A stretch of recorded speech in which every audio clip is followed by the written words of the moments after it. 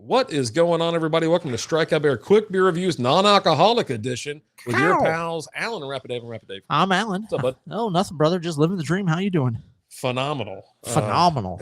Spectacular. We'll just say that.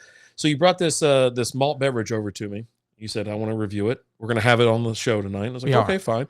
We have DrinkSip 311 Stealing Hoppy Hours Hazy IPA. There you go, right there. Yeah. So this cosmic fusion of DrinkSip and the legendary band 311 has birthed a non-alcoholic Hazy IPA, generously loaded with Cascade, Centennial, Dorado, Mosaic, Citra, Idaho, and Motueka hops, creating an aromatic masterpiece. This brew delivers hints of tropical fruit and melon, resting gently on the palate. Crafted with the best ingredients from DrinkSip's vendor relationships and selected by Peanut himself, it's a punchy, hoppy, yet easy drinking hazy IPA that stands tall in true New England style. This brew is the real deal. And DrinkSip is one of those, you've had a lot of these pop up here lately. Completely non-alcoholic brewery. Yeah. That's all they brew is non-alcoholics.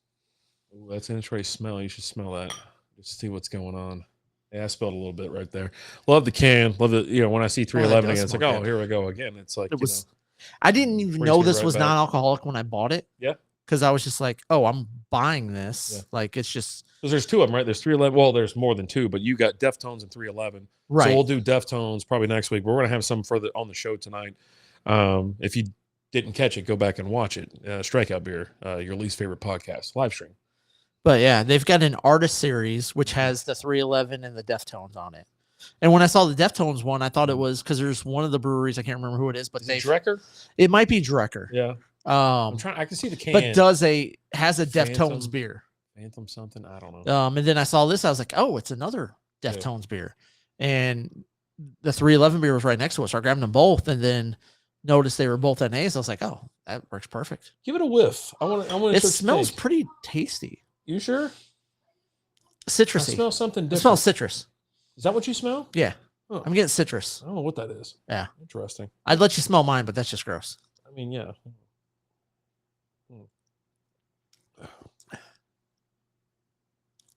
It's an interesting taste. It is. I don't know what that is. A little sweetness? It's a little sweet and sweetness? and a bit thin. Yeah, I don't know.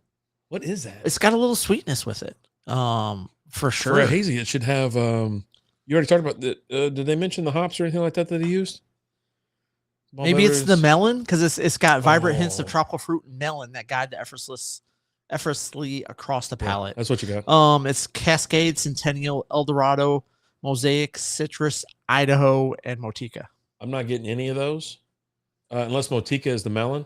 It's all melon. Well, we had something with Motueka earlier, and it didn't have that melon flavor. Oh, it was Motueka. Right? Yeah. I'm getting. I think it's definitely a lot of melon. Maybe the Idaho is Idaho. No, it's not melon. No. I don't know, but it's definitely got like a melon flavor, like a little bit of a sweetness that you get with it. Yeah. Interesting.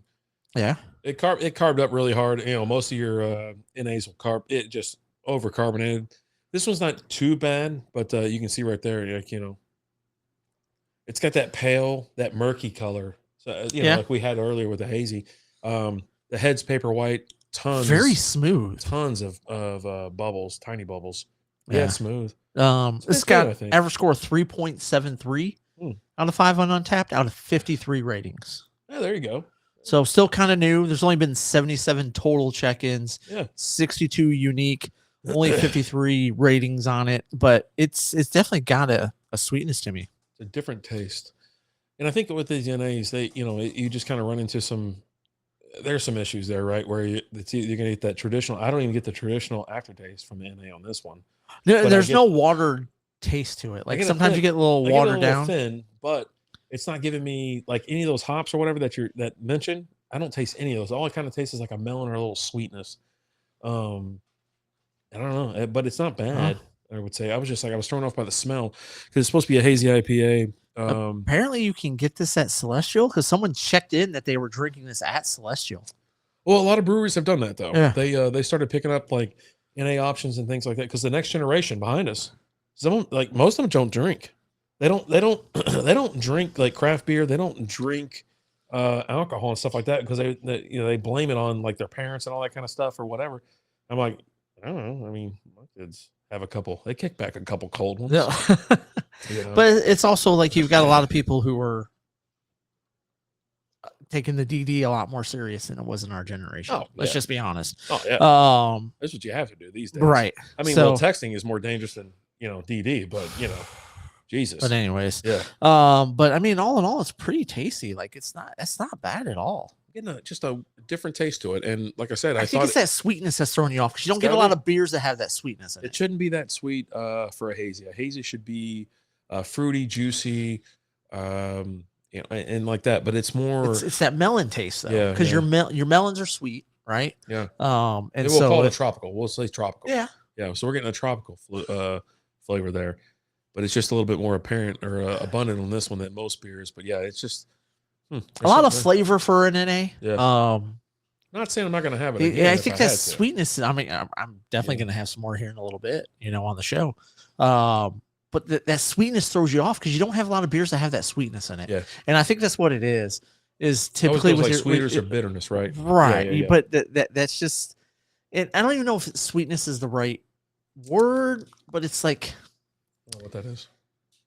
It's again, it's a little sweet, but it's good. I'm definitely enjoying it. I'm gonna finish this off. I think I think with this air, I'll knock it back real quick. I think it's another good option. This is something that we never had before. And DrinkSip, obviously, this is our first beer from DrinkSip. Yeah. I don't have any problems with NA beers entering the market.